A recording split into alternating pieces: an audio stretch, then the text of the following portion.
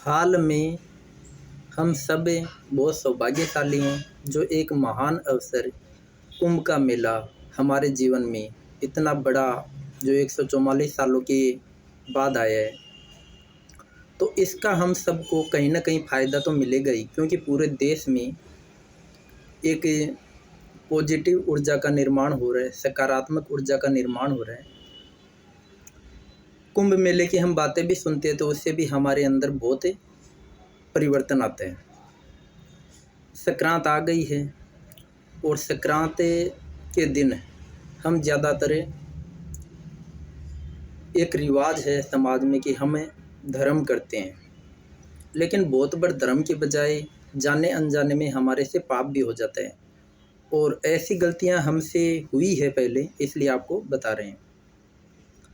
संक्रांत के दिन गायों को हम ज़्यादातर गुड़ है और भी आजकल जो शहरी क्षेत्रों में सब्जियां जैसे घिया है, गोभी है, तरह तरह की टमाटर है, ऐसी चीज़ें गायों को खिलाते हैं और संक्रांत के दिन ज़्यादातर खिलाते हैं।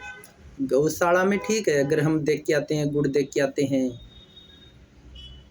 तो गौशाला में क्या एक मैनेजर वो उसका मैनेजमेंट रखता है कि भाई इसको कितना देना है गायों को ताकि उनकी तबीयत खराब ना हो। मार्केट में घूमने वाली गायों की पहले से ही ऑलरेडी उनकी खाने का सिस्टम बिगाड़ दिया है, क्योंकि वो ज़्यादातर चाट मसाले वाला भी खाने लग गई है। लेकिन ऐसा नहीं हो कि हमें मार्केट वाली गायों को ज़्यादातर ऐसी चीज़ें खिला दें ताकि उनका धर्म की बजाय पाप हो जाए, उनकी तबीयत खराब हो जाए। गौशाला में देना ठीक है, क्योंकि वो मैनेजमेंट करके मैनेजर वहाँ का के हिसाब से खिलाता है। और ऐसी गलतियाँ हमारे से भी पहले हुई है, इसलिए आपको शेयर कर रहे हैं। हमारे देश के महापुरुषों ने ये जो रिवाज चलाए हैं त्योहारों के, वो बहुत ही उनका जो दिमाग तो बहुत ही एक्सपोर्ट है, आज से पहले बहुत ही अच्छा रहा है, क्योंकि बुद्धि के साथ साथ उन्होंने प्रकृति को बचाने की कई तरह से कोशिश की है। अभी संक्रांत के दिन धर्म करने का प्रैक्टिकल हम तरीका समझेंगे।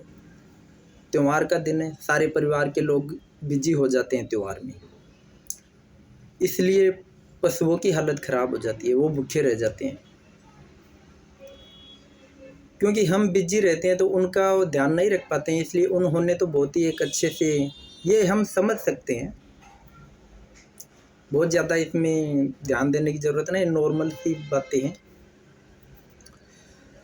तो ताकि उन्होंने इससे जोड़ दिया है कि उस दिन धर्म होगा खिलाने से, ताकि यानी कि कोई भी पशु भूखा नहीं रह जाए।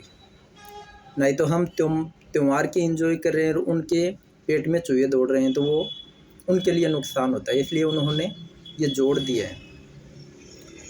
और प्रकृति का भी तालमेल ऐसा है कि ऐसे दिन में अगर हम कुछ दूसरे को खिलाने की, देने की, अगर हमारे अंदर हृदय से अगर ऐसी भावना निकलती है तो हम भी वर्तमान में आते हैं, हमारा भी एक संतुलन बनता है, हमारे भी अंदर जो ईश्वर का अंश है उसको अच्छा लगता है। चाहे वो पशु के बारे में सोचें, पक्षियों के बारे में सोचें, जीव जंतु, कीड़ों मकोड़े, इंसानों, सभी के बारे में अगर हम सामने वाले के बारे में कुछ भला सोचते हैं तो हमारा संतुलन बनता है, हमारा मैनेजमेंट बनता है, हमारे अंदर का जो ईश्वर है उसको अच्छा लगता है। और ये अच्छा लगना ही धर्म है, और ये धर्म सभी को चाहिए, यानी कि खुशी तो सबको चाहिए, आनंद सबको चाहिए, और सब करते ही भी हैं। लेकिन हमें कभी कभी के दूसरों की बातों में आके और हमें धर्म के बजाय पाप भी कर देते हैं, तो इतना हमें समझ के ही ऐसी चीज़ें करनी चाहिए। चारा हम कितना भी खिलाएं गायों को, चारा उनका प्रमुख भोजन है, उससे कोई उनको नुकसान नहीं होता है।